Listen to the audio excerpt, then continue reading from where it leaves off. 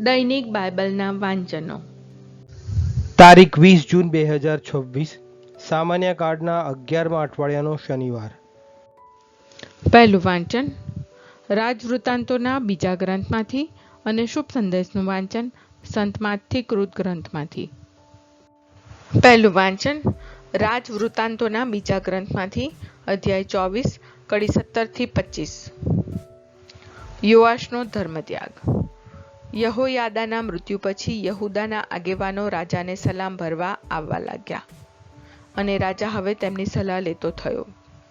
યહૂદાવાસીઓએ પોતાના પૂર્વજોના ઈશ્વર પ્રભુનું મંદિર છોડી દીધું અને અશેરા દેવીની ને બીજા દેવદેવીઓની મૂર્તિઓની પૂજા કરવા માંડી. તેમના આ દોષને કારણે યહૂદા અને યરૂશાલેમ ઉપર પ્રભુનો રોષ ઉતર્યો. પ્રભુએ તેમને પોતા તરફ પાછા લાવવા માટે તેમની વચ્ચે પૈગંબરો મોકલ્યા, પણ તેમનો સંદેશ તેમણે સાંભળ્યો નહીં. પ્રભુના પ્રાણે પુરોહિત યહોયાદાના દીકરા ઝકરિયામાં પ્રવેશ કર્યો, અને તેણે લોકોની સમક્ષ ઊભા થઈને કહ્યું, શા માટે તમે પ્રભુની આજ્ઞાઓનું ઉલ્લંઘન કરીને આફત વહોરી લો છો? તમે પ્રભુને છોડી દીધો છે, એટલે તેણે તમને છોડી દીધા છે. પણ તેઓ બધા તેની વિરુદ્ધ એક થઈ ગયા, અને રાજાના હુકમથી તેમણે તેને મંદિરના ચોકમાં ઈંટાળી કરીને મારી નાખ્યો. ઝકરિયાના બાપ યહોયાદાએ પોતા પ્રત્યે બતાવેલી વફાદારીને ભૂલી જઈને રાજા યોઆશે તેના દીકરાને મારી નાખ્યો. મરતા મરતા ઝકરિયા કહેતો ગયો કે, પ્રભુ આ જુઓ અને એનો બદલો લો. 1 વર્ષ પૂરું થતાં અરામીયોની સેનાએ યોઆશ ઉપર ચડાઈ કરી. તેમણે યહૂદા અને યરૂશાલેમ ઉપર હુમલો કર્યો અને લોકોના બધા આગેવાનોને મારી નાખ્યા, અને લૂંટનો બધો માલ રાજાને દમસ્ક મોકલી આપ્યો. અરામીયોએ હુમલો કર્યો ત્યારે તેમનું લશ્કર કંઈ મોટું ન હતું, તેમ છતાં પ્રભુએ યહૂદાની ભારે મોટી સેના ઉપર તેમને વિજય અપાવ્યો, કારણ યહૂદાના લોકોએ પોતાના પૂર્વજોના ઈશ્વર પ્રભુનો ત્યાગ કર્યો હતો. આમ અરામીયોએ યોઆશને ઘટતી સજા કરી.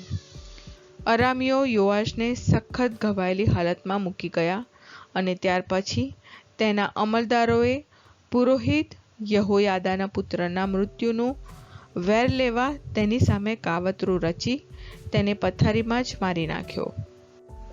આમ તે મરણ પામ્યો, અને તેને દાવીદ નગરમાં દફનાવવામાં આવ્યો, જો કે રાજાઓના કબ્રસ્તાનમાં તો નહીં જ. આ પ્રભુની વાણી છે, તે આપણો આધાર છે. શુભ સંદેશનું વાંચન સંત માથથી કૃત ગ્રંથમાંથી અધ્યાય 6 કડી 24-34. આધાર ઈશ્વરનો. કોઈ પણ માણસ 2 માલિકની સેવા નહીં કરી શકે. એ કાં તો એકને ધિક્કારશે અને બીજાને ચાહશે, અથવા એકને વળગી રહેશે અને બીજાની અવગણના કરશે. તમે પરમેશ્વરને અને પૈસાને એકી સાથે સેવી નહીં શકો.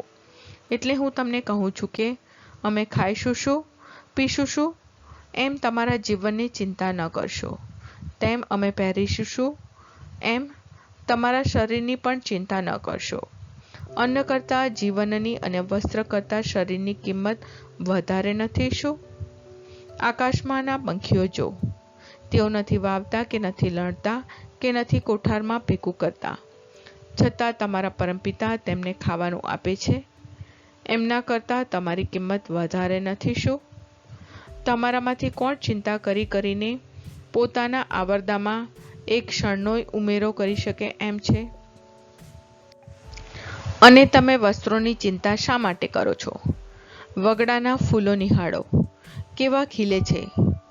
નથી એ મહેનત કરતા કે નથી કાંતતા, અને છતાં હું તમને ખાતરીથી કહું છું કે શલોમોને પણ પોતાના વૈભવના શિખરે હશે ત્યારે એમના જેવો પોશાક પહેર્યો નહીં હોય.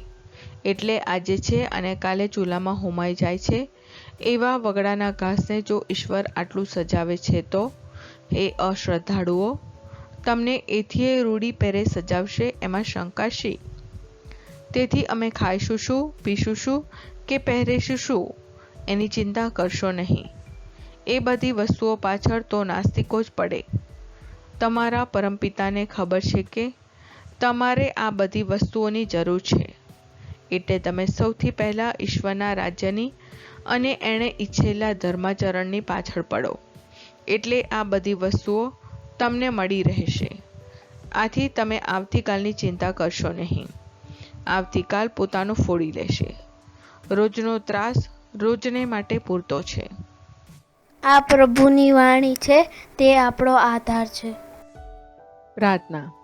ઓ મારા પ્રભુ ઈસુ, હું મારા પાપો માટે પસ્તાવો કરું છું. મારા પાપો માફ કરો. મારા હૃદયમાં આવો.